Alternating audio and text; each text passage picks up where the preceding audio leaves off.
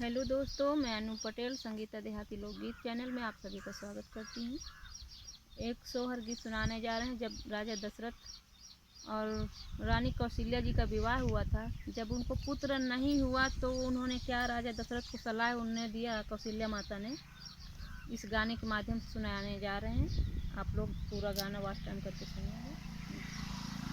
मचिया ही बैठी कौशल्या पालंगे राजा दशरथ पालंगे राजा दशरथ हो।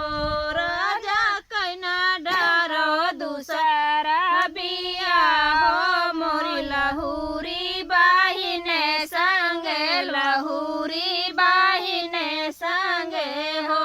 राजा कैना डरो दूसरा बिया हो, मोरी लहुरी बाहिने संगे लहुरी बाहिने संगे हो।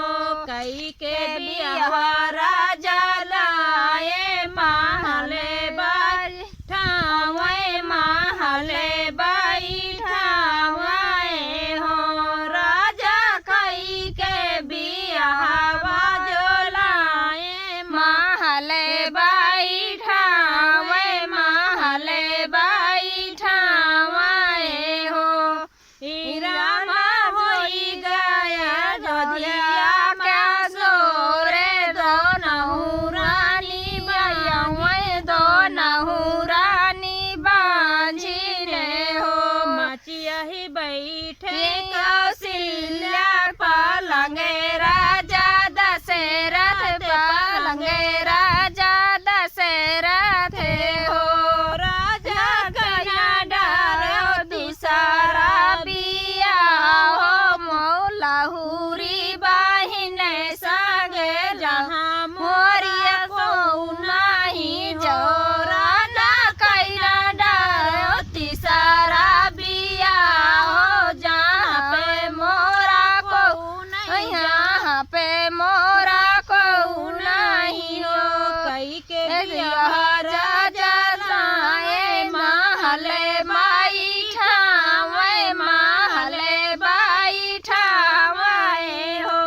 रामा होई गया जोधिया माँ सोरे तीनों रानी बांझिन तीनों रानी बांझिन हो। भिखिया मंगते राजा जोगिया तो दुहरिया के आवे दुहरिया के आवे हो।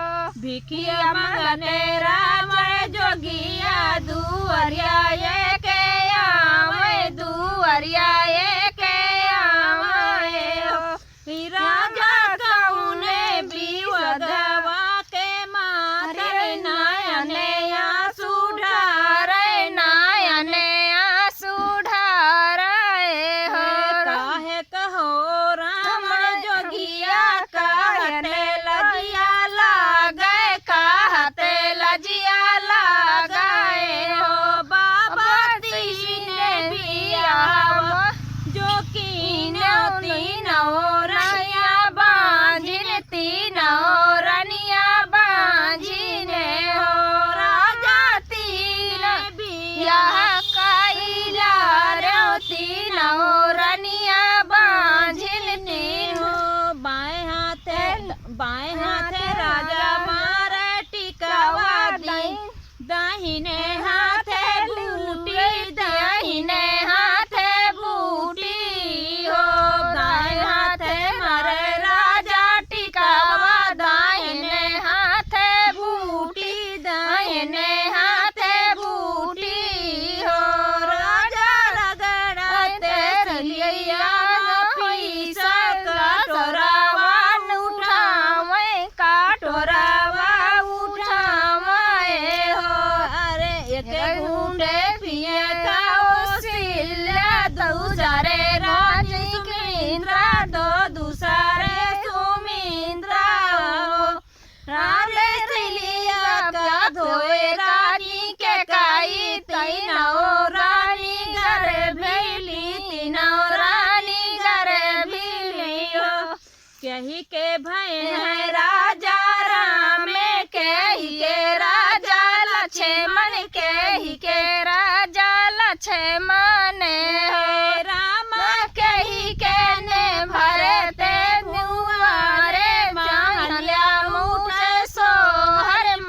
महलिया उठाए सोहरे हो। कौशल्या के भहे राजा राम सुमिंद्रा भैया लक्ष्मण सुमिंद्रा भैया लक्ष्मण